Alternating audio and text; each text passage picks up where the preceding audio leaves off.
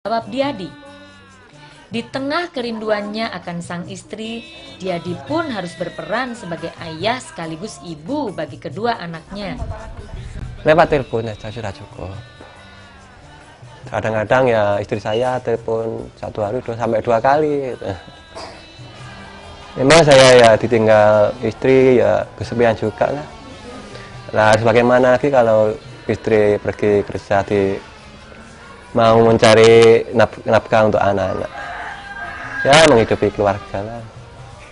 Namanya orang laki-laki kalau ditinggal istri ya kesepian. Gitu. Memang saya sejak anak-anak saya sejak kecil saya yang ngasih mandi, nyuapin. Nah, itu.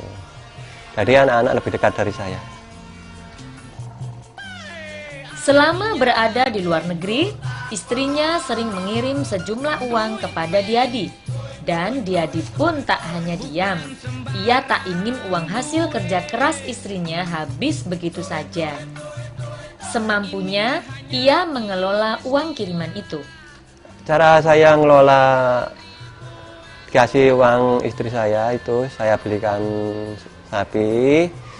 Nanti kalau 1 bulan, 2 bulan saya jual lagi. Nanti kalau ada gitu kan namanya singkong ya saya belikan singkong.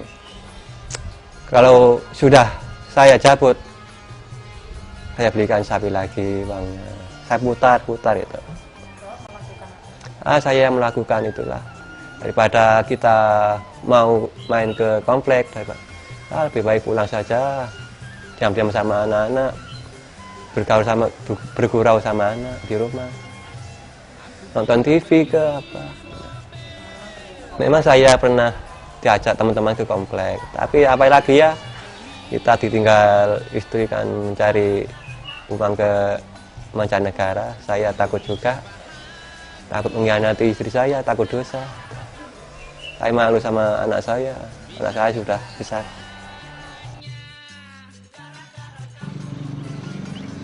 Tapi, tidak semua laki-laki berpikir sama dengan Diadi loh. Karena memang tak mudah menahan kebutuhan biologis selama bertahun-tahun karena ditinggal istri. Pelampiasannya kemana lagi kalau tidak ke lokalisasi? Inilah suasana salah satu lokalisasi yang berada di Malang Selatan, sekitar 60 km dari pusat kota. Kompleks lokalisasi ini memiliki 30 wisma yang ditinggali sekitar 90 wanita pekerja seks komersial. Puluhan pria datang dan pergi menghibur diri, bercengkerama dengan para penghuni wisma. Yang menarik, sebagian besar pelanggan di lokalisasi ini adalah suami-suami para TKW yang sedang bekerja di luar negeri.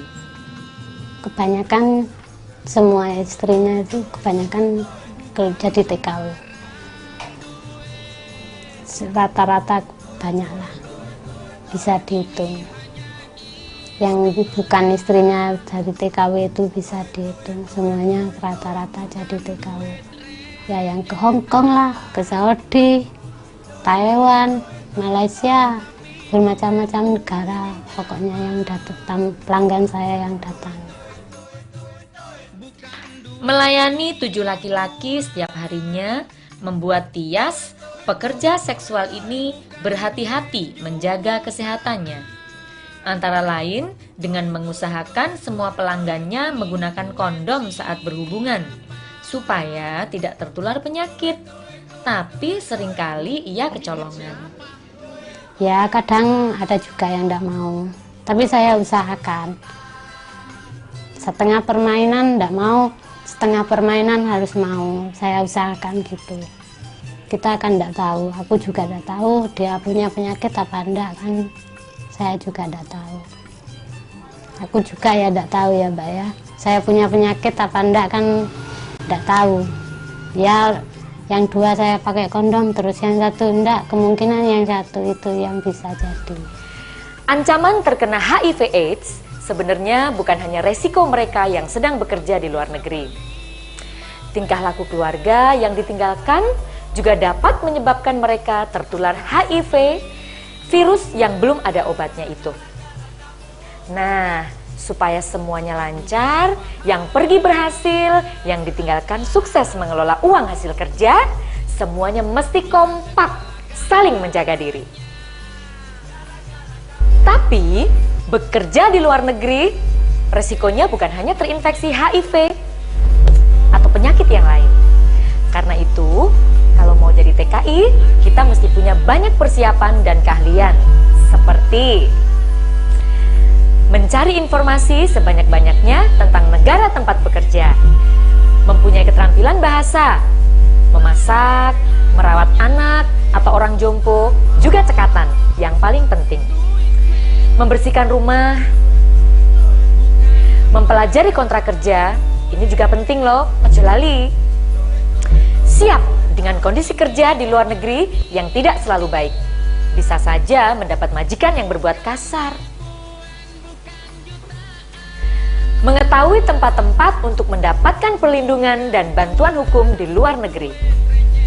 Mencatat nomor-nomor telepon penting seperti telepon agen atau telepon konsulat. Mengetahui rumah sakit atau tempat-tempat berobat di sekitar tempat bekerja. Memeriksa kesehatan diri ketika berada di luar negeri. Selalu menjaga kesehatan diri dan keluarga meskipun telah kembali ke kampung halaman. Nah, dengan persiapan yang cukup, mimpi buruk dapat berubah menjadi mimpi yang indah.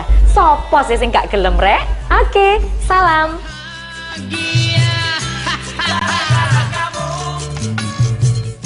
Bisa segala-galanya gara-gara kamu. D artinya itu doa. U artinya